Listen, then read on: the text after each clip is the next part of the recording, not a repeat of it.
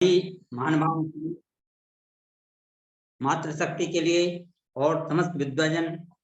हमारे सम्माननीय राज साहब राकेश कुमार आर जी सभी के लिए सादर नमस्ते करते हुए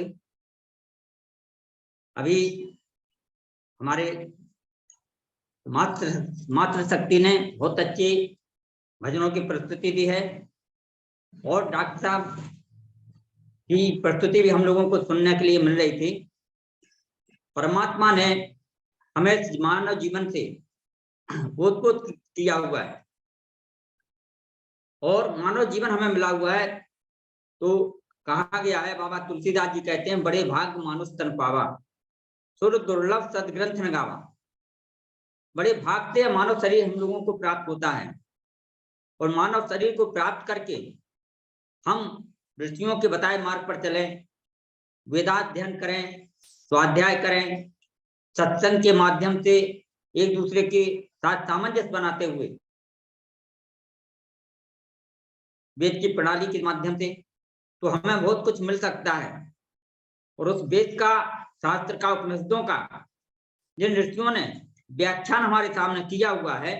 उसी मार्ग को हमें अख्तियार करना पड़ेगा,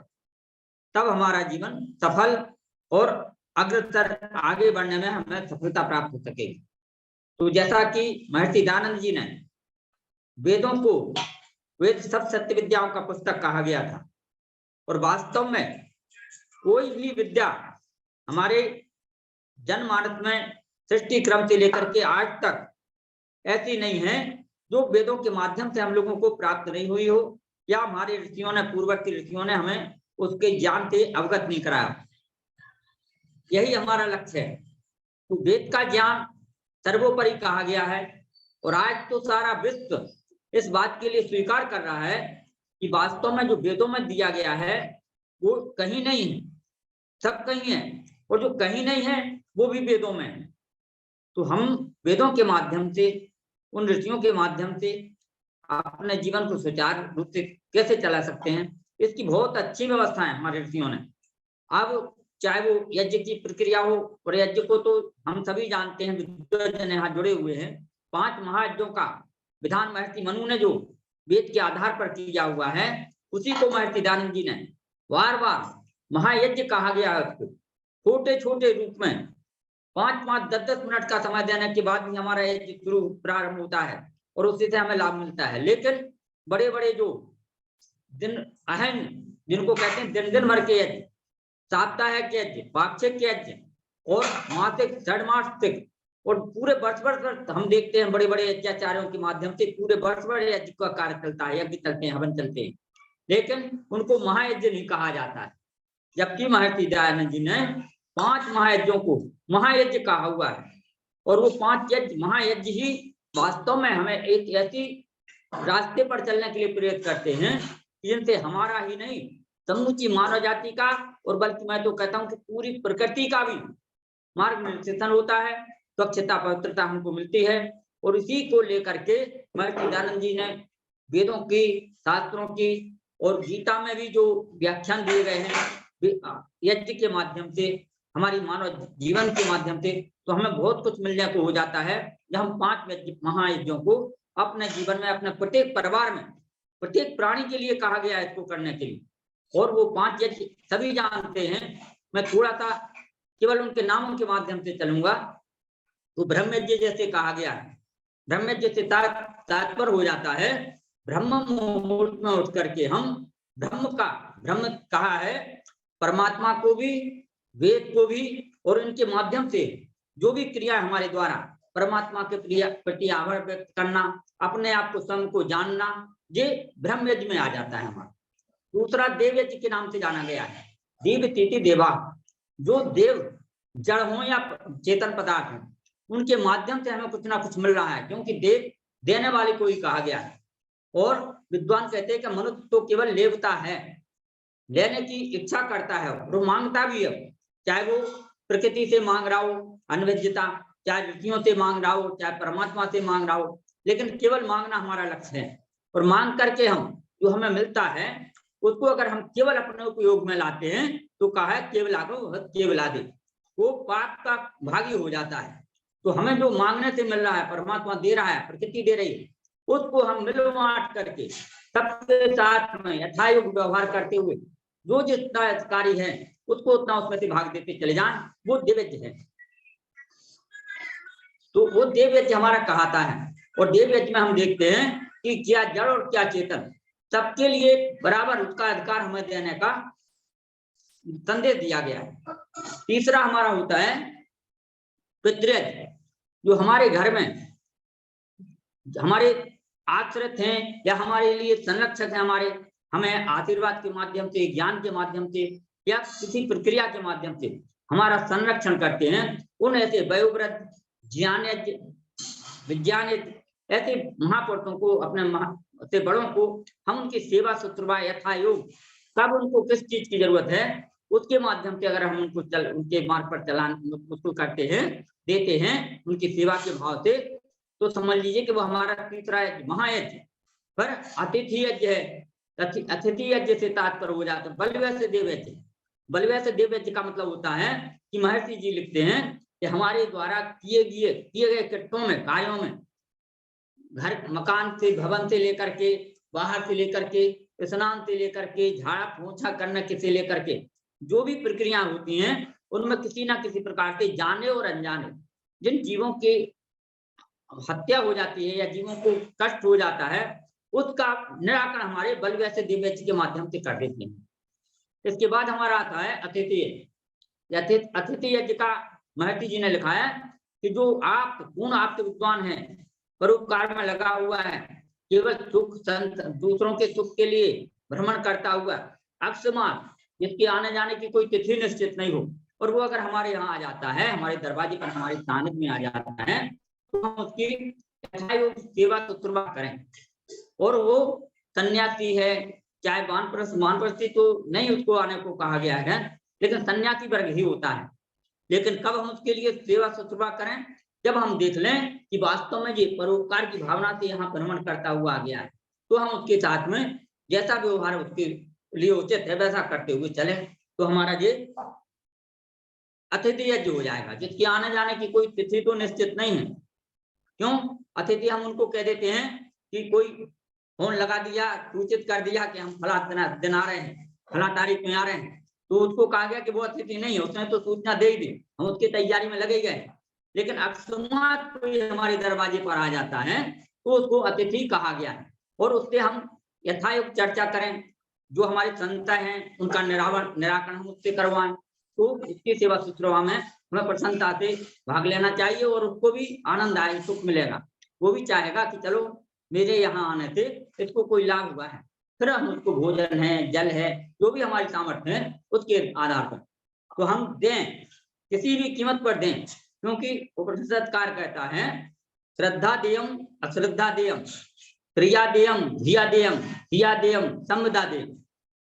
जिस किसी प्रकार से भी आप जो भी उचित जैसा आपके पास में है, जो भी उचित पात्र है उसका, उसको श्रद्धा से दे दीजिए। आपके अंदर श्रद्धा है। अब श्रद्धा का तो लोग कहते हैं कोई भी मांगने खाने वाले या क्या भाव लेकर के चल रहे हैं, केवल उधर की पूर्ति करने के लिए बाहर निकले हुए हैं, और वो भी आ जाते हैं हमारे दरवाजे पर,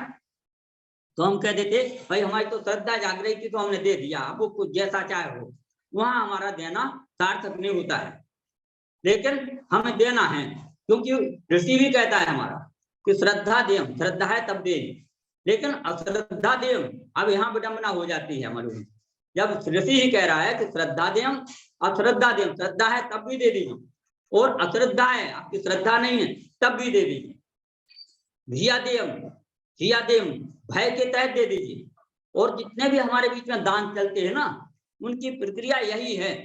हम कहीं ना कहीं कोई लोभ लालच के वक्त, कहीं कीर्ति के लिए, कहीं नाम के लिए, कहीं भय के तहत दे रहे हैं, और इसलिए देना कहा गया है उनका भी काम चले और हमारे द्वारा भी दिया जाए। तो धिया देम, भय के द्वारा हम दें। हम भय किसी प्रकार अगर हम दान नहीं दे पाएंगे, हमारे सामने जो आगंतुक है, साधु वेश में है या किसी भी रूप में है, अगर हम उसको नहीं देते हैं तो कहीं ऐसा नहीं कि हम पाप के भागी हो जाए। ये भय हमें सत्य से जोड़ता है, ये भय हमें दान देने के लिए प्रेरित करता है। धिया देम, हेता की वजह से हमारे अंदर हम कहते हैं कि भाई अगर मैं नहीं दे पाऊंगा तो अपने आप को ग्लानि हो जाएगी, इसलिए दे देना चाहिए। और संविदा दे, और इसलिए देना चाहिए, ये वो कहावत है ना कि हम 2 हाथों से कमाएं और 1000 हाथों से दान करें। 1000 हाथ से दान करने का मतलब ये नहीं जब 2 हाथ ही हैं तो फिर दान 1000 हाथ से कैसे हो जाए, लेकिन उसको एक ऐसी जगह पर लगा दें, कमाया तो हमने अपने लिए, लेकिन उसमें से कुछ भाग ऐसी जगह लगा दें जिससे लाखों लाखों जीवों का कल्याण हो सकता है, प्रकृति का संरक्षण हो सकता है, और प्रकृति का संरक्षण उससे के लिए उसका लाभ मिले। तो संविदा नियम इसलिए कि हमारा ऐश्वर्य हमें हम प्राप्त होता चला जाए, दूसरे लोग हमको आशीर्वाद देते चले जाएं। और यहीं पर भगवान कृष्ण जी भी कहते हैं, क्या कहते हैं वो गीता में बोलते हैं कि देशे काले च पात्रे च तद्दानम सात्विकम स्मृतम, लेकिन देने वाले को भी हमें चुनना पड़ेगा। देना तो हर हालत में, चाहे श्रद्धा से दे चाहे अश्रद्धा से दे, जैसा बताया गया है 5 प्रकार से, लेकिन पात्र को भी चुनना चाहिए। तो देशे काले च पात्रे, देश को, स्थान को, समय को और पात्र को, तीनों को चुन करके हमें दान करना चाहिए। देना हर हालत में चाहिए, ये तो बता ही दिया ऋषि ने, लेकिन भगवान कृष्ण जी भी कहते हैं, और वो भी उपनिषद के माध्यम से, कि देश काल परिस्थिति को देख के हमें दान देना चाहिए, क्योंकि मांगने वाले तो इतने आते हैं, हमने दे दिया और हमने श्रद्धा से दे दिया, श्रद्धा से दे दिया, आशीर्वाद के रूप में क्या हम इसको 2 रुपया दे देंगे, पावर आटा दे देंगे, फिर ये इतना आशीर्वाद दे जाएगा कि हमारे भंडार भर जाए, ये गलत प्रक्रिया हो जाती है। उसके मुंह से, उसकी आत्मा से ना तो आपके प्रति आत्मा से आपको आशीर्वाद निकलेगा, क्योंकि वो तो अपना उधर भरने के लिए निकला हुआ है। तो उसको झूठ बोलना है, सत्य भी बोल जाए वो बात अलग है, लेकिन उसको तो कहना है कुछ ना कुछ 4 बातें लगा के सुनाना है कि आप प्रभावित हो जाए हमसे, हमारे गेरुआ वस्त्रों को देख करके, हमारी दाढ़ी बालों को देख करके, तिलक लंबे लंबे तिलक लगे हुए देख करके, और अगर हम उनसे प्रभावित होकर दे देते हैं, उसको जान नहीं पाते। तो उसी के लिए कहा गया है कि हम कैसे उसको जान पाएंगे कि वो सत्य मार्ग पर चलने वाला व्यक्ति है, परोपकार में लगा हुआ व्यक्ति है। तो उसको जानने के लिए एक प्रक्रिया दी है, आइए महाराज जी विराजिए, कहाँ से आगमन हुआ है, इसके बाद आप कहाँ जाएंगे, और फिर अपनी शंकाओं को आप उसके सामने रख दीजिए। अगर वो आपकी शंकाओं विद्वान है, वास्तव में परोपकार में लगा हुआ व्यक्ति है, तो वो आपकी शंकाओं का समाधान वेद के माध्यम से, शास्त्रों के माध्यम से पूर्णतः कर देगा, और आपकी शंकाओं का समाधान हो गया, आपके लिए वो पूज्य हो गया, आपके लिए वो श्रद्धेय हो गया। फिर आप उसको जो भी व्यवस्था हो, जिन्होंने कहा कि नहीं आप उसको भोजन नहीं कराइए, भोजन का समय है, आपका भोजन रसोई में तैयार हो गया है और आपकी गुंजाइश है, आपके पास से आप सक्षम हैं, तो महाराज जी आप भोजन करके ही जाने देंगे, हम आपको बगैर जलपान के भोजन के नहीं जाने देंगे। वो भी प्रसन्नता से भोजन करेगा, समय होगा तो, क्योंकि दिन भर अगर वो 50 जगह पहुंच गया तो 50 जगह तो भोजन करेगा नहीं, एक जगह कर लेगा, संतुष्ट हो जाएगा, और हमारी संतुष्टि कायम हो जाएगी कि हमने एक ऐसे महापुरुष के लिए, ऐसे विद्वान पुरुष के लिए, जिसने वास्तव में हमारी शंकाएं पड़ी हुई थी, कोई बताने वाला नहीं था, और उसने हमारी शंकाओं का समाधान कर दिया, तो हमें भी प्रसन्नता हो जाएगी। और अगर वास्तव में वो अपना केवल उदर पूर्ति के लिए निकला हुआ है, तो उसके भाव अच्छे नहीं है, जो बार बार कहा जाता है, फिर उसके पास में आपकी शंकाओं का कोई समाधान नहीं है, कोई भी आपकी शंका को आपको संतुष्ट नहीं कर पाएगा। तो फिर और जब आप शंकाओं का प्रश्न रखेंगे उसके सामने, तो शंका रखेंगे अपनी, और उसको नहीं आता होगा, तो फिर वो आपके दरवाजे पर दक्षिणा के लिए नहीं रुकेगा, फिर तो वो उसको लगेगा कि कहाँ फंस गए यहाँ पे, अब तो इससे अच्छा कि निकल लो यहाँ। तो आपका दायित्व भी पूरा हो गया, और उसको आपके यहाँ छल फरेब का कोई गुंजाइश भी नहीं रहेगी। तो श्रद्धा देव अश्रद्ध वो कहा है, देते काले चा पात्रे तद्दानम सात्विकम स्मृतम, और ऐसा सात्विक दान, जो हम दान ऐसा करते हैं, ऐसा दान करेंगे, वो वास्तव में सात्विक दान होगा। और सात्विक दान की श्रेणी भी यही है कि हमारा जो अच्छी तरह से, जो मेहनत से, ईमानदारी से कमाया हुआ, हम मजदूरी कर रहे हैं, हम दुकानदारी कर रहे हैं, या हमारे पास खेती का उद्यम है, या हम शिक्षक वर्ग होकर, शिक्षक वर्ग के होते हुए शिक्षण कार्य करवा रहे हैं, शिक्षा दे रहे हैं कहीं पे, तो वो हमारा पैसा उस जगह सार्थक लगा हुआ कहेगा। और वो सात्विक दान तभी कहेगा कि हम अपने से बड़े बूढ़ों की सेवा करते हुए, अपने से आश्रित व्यक्तियों की सेवा करते हुए, अपने से आश्रित पशु पक्षियों को, देखिए हमारे यहाँ तो बहुत अच्छी व्यवस्था थी, और वो व्यवस्था क्या थी हमारी, चींटी को भी सुनाम चा, वो महर्षि मनु लिखते हैं ना, सुनाम चा पतिता नाम चा स्वपचाम पाप रोगनाम वायसा नाम कृमिनाम चा संके निर्पेद। वो तो कहते हैं कौवे को भी, वो भी हमारे आश्रित है, चींटी भी हमारे आश्रित है, कुत्ता भी हमारे आश्रित है। मतलब इतने जीवों के लिए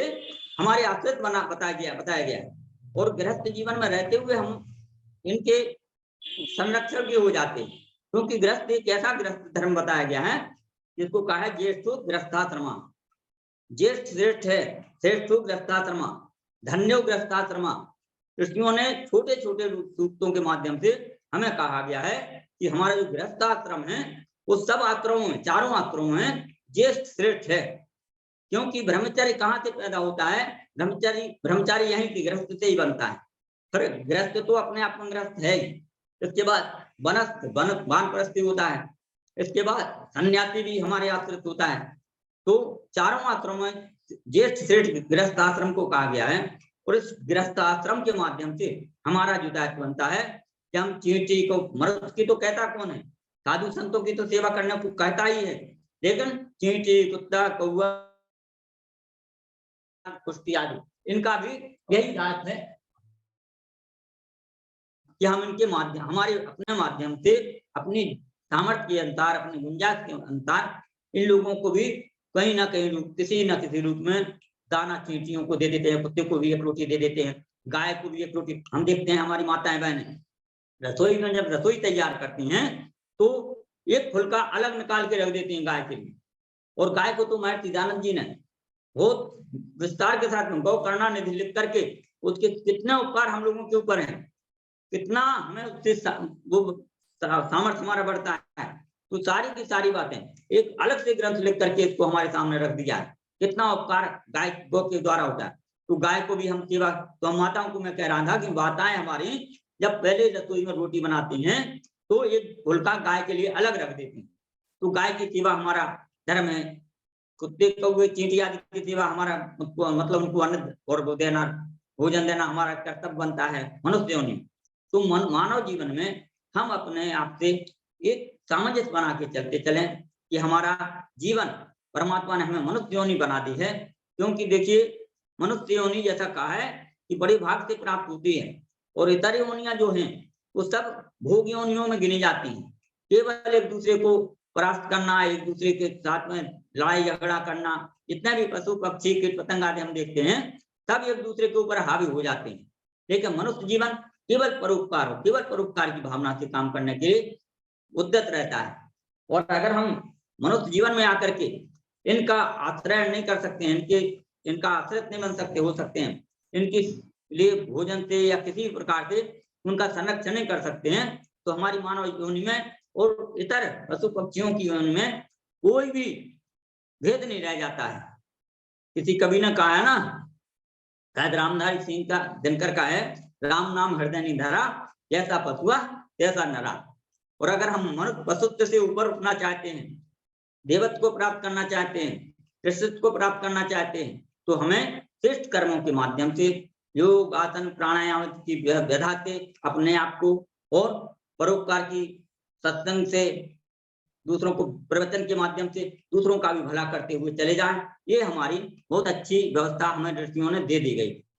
यम नियम आसन का तात्पर्य होता है उसमें भी दूसरों के लिए बाह्य और आभ्यंतर, हमारे अंदर की भावनाएं और बाह्य भावनाएं दोनों को जोड़ते हुए हम कैसे अंदर से स्वच्छ पवित्र हो सकते हैं, हम शरीर से बाहर से कैसे बलिष्ठ और स्वस्थ हो सकते हैं, ये व्यवस्था हमें पतंजलि योग दर्शन के माध्यम से, महर्षि पतंजलि के माध्यम से योग दर्शन जो हमें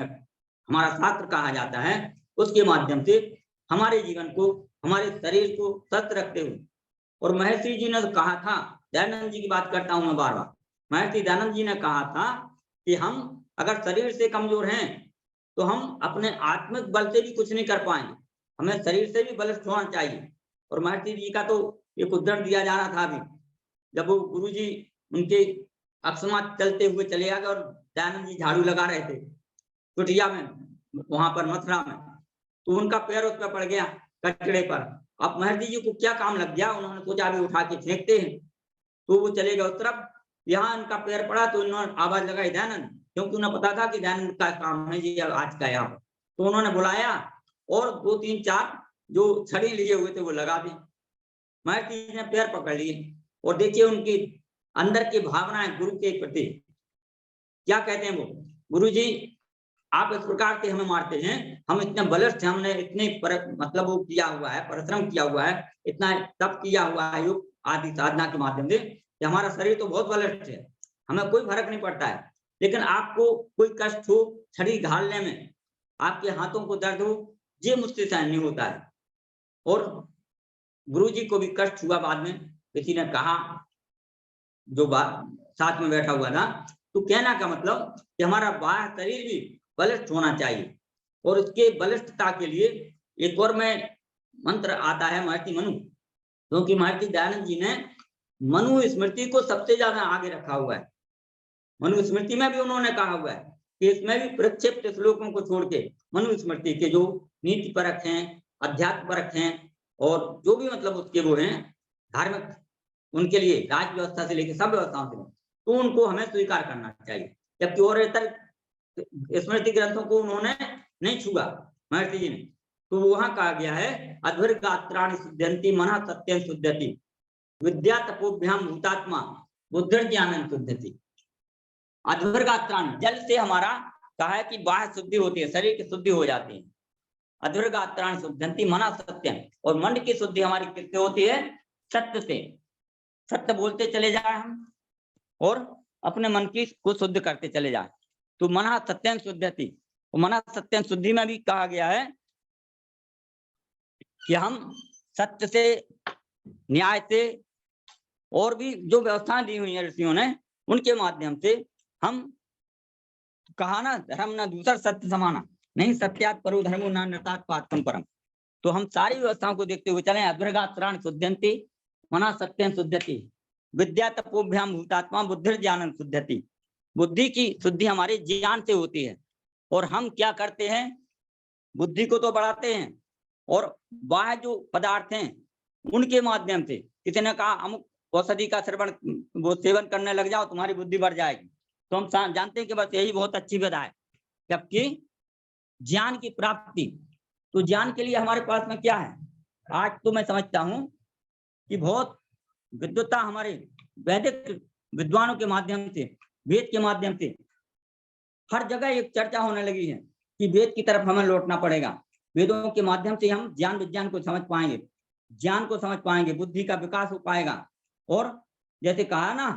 धियो यो नः प्रचोदयात्, तो कहते हैं गायत्री मंत्र को राजा मंत्र कहते हुए, गायत्री मंत्र के द्वारा हमने उत्तम बुद्धि की याचना की है। तो हम परमात्मा से याचना तो करते चले जाएं, लेकिन हम केवल याचना करते चले जाएं, आलस प्रमाद में फंसे हुए, केवल जिसको आलसी कहना चाहिए, आलसी होकर के हम पड़े रहें बिस्तर पे,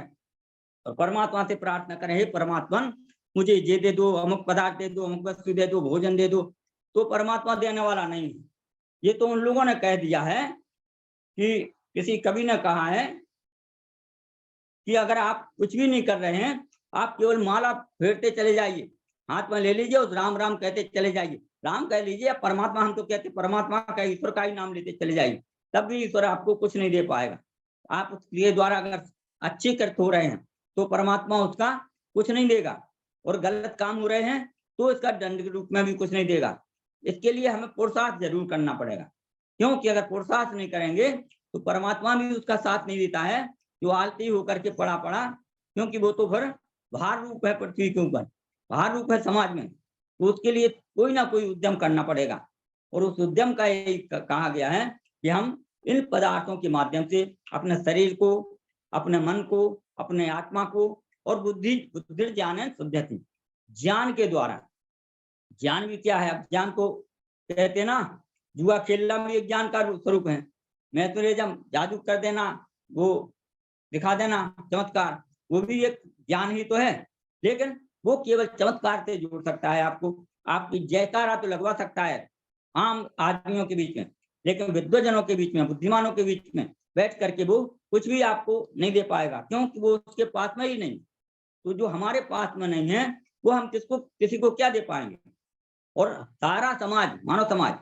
एक वो कहा है महर्षि ने सत्यार्थ प्रकाश में, भूमिका में लिखते हैं, मनुष्य का आत्मा सत्यासत्य का जानने हारा है, तथापि अपने प्रयोजन की सिद्धि हठ दुराग्रह तथा अविद्यादि दोषों से सत्य को छोड़ के असत्य पर झुक जाता है। तो हम क्या है? प्रत्येक मनुष्य का,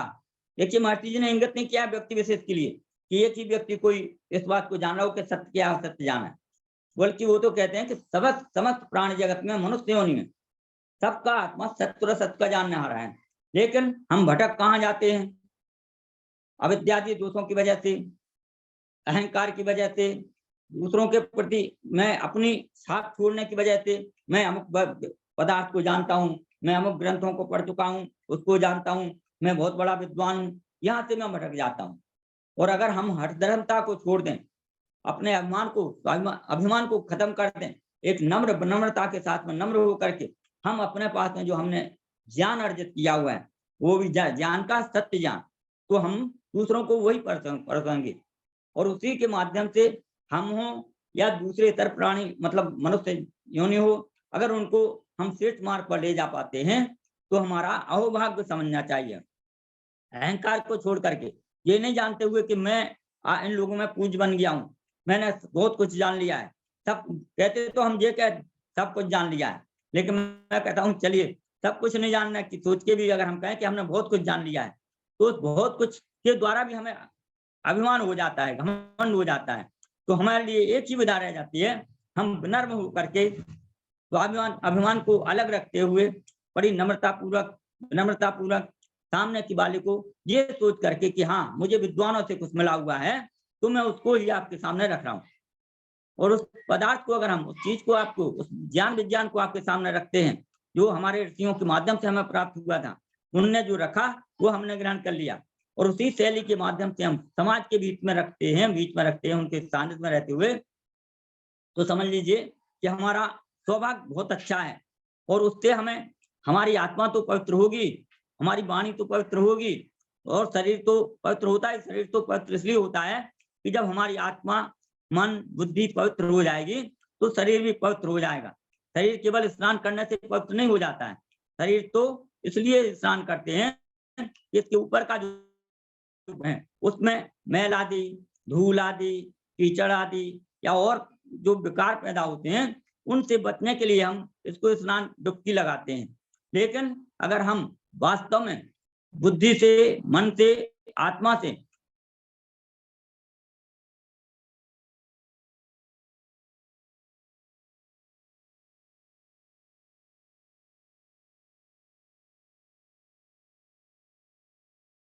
इन्होंने कहा है कि कर्तव्य भोक्तत्व अणु एक ऐसा अणु है कि जो केवल और केवल श्रेष्ठ कर्मों के माध्यम से मनुष्यों में आ जाता है, और अश्रेष्ठ गलत काम पर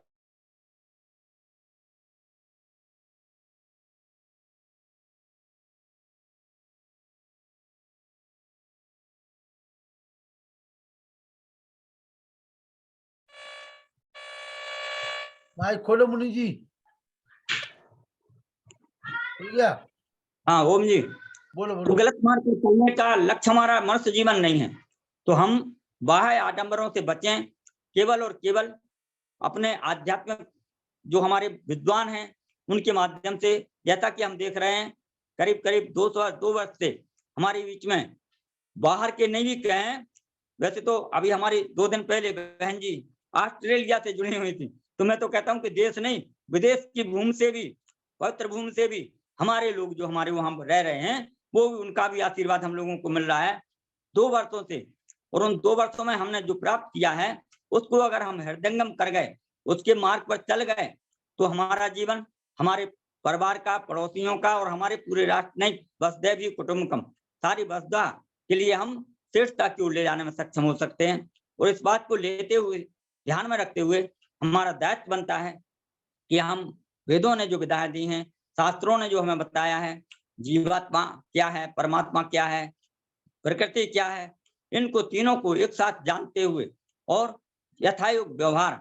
परमात्मा के प्रति हमारी क्या श्रद्धा होनी चाहिए, हमारा स्वयं के प्रति क्या हमारा दायित्व होना चाहिए, प्रकृति को हम कैसे, प्रकृति के माध्यम से उसका उपभोग करते हुए तेन त्यक्तन भुंजीता, ऋषि कहता है इस प्रकृति के माध्यम से हम उसको अपने प्रयोग में लाएं, हमारी सामर्थ्य पर हम दूसरों के लिए प्रयोग में लाएं, और साथ ही साथ में तेन त्यक्तन भुंजीता, त्याग पूर्वक इसका उपभोग करते चले जाएं तो त्याग की भावना हमारे बीच में आएगी। तो एक व्यवस्था हमारे बीच में पूरे समाज में बनेगी। हमारे माध्यम से तेन त्यक्तन केवल हमको नहीं कह दिया, ऋषि ने किसी व्यक्ति विशेष को इंगित नहीं किया है, उसका मतलब है समूची मानव जाति त्याग पूर्वक भावना से काम करें, उपभोग करें, तो किसी को कोई कमी नहीं, किसी को कोई विडंबना नहीं, कोई लड़ाई झगड़े नहीं, कोई वैमनस्यता नहीं हमारे बीच में। और ये वैमनस्यता तो हमारे बीच में कब आती है, जब हम कहते हैं इदम इदम नमम, इदम इदम मम, ये हमारा हो, ये हमारा हो जाए, या हमारे पास में है, उसको मैं ही केवल उपयोग में लाऊं। इसीलिए तो यज्ञ की प्रक्रिया में ऋषि ने कहा है कि इदम नमम स्वाहा इदम नमो, यह मेरा नहीं है। और ये इस प्रकार की भावना हमारे ऋषियों ने वेदों के माध्यम से हमको दी हुई है, विद्वानों ने दी हुई है। और इसको हम अगर अपने जीवन में अपना लें, अपने जीवन में ढाल ले जाएं इसको, तो फिर कोई, हमने कहा नहीं, कोई लड़ाई झगड़े हमारे आपके बीच में नहीं रह जाएंगे, कोई वैमनस्यता नहीं, कोई द्रोह नहीं। क्योंकि द्रोह तो तब होता है जब हम किसी भी पदार्थ को अपना कहते हैं, और अपना तो कहते ही हम अपना, लेकिन दूसरे के पदार्थ को भी हम कहते हैं जे और हमको मिल जाए, चाहे वो बाहर में जाए, उसके बच्चे भूख मारे, चाहे ओम खूब। तो हमारा केवल लक्ष्य होना चाहिए कि हम सिर्फ और सिर्फ वेद के मार्ग पर, महर्षि ऋषियों ने हमें बताया हुआ उस पर चलते हुए, और हम अपने जीवन को सार्थक करें, और दूसरे प्राणियों के प्रति भी हमारा प्रेम भाव हो। इसी भावना के साथ में आपने, लखनलाल जी ने मुझको समय दे दिया बीच में, धन्यवाद। ओम शम सत्य।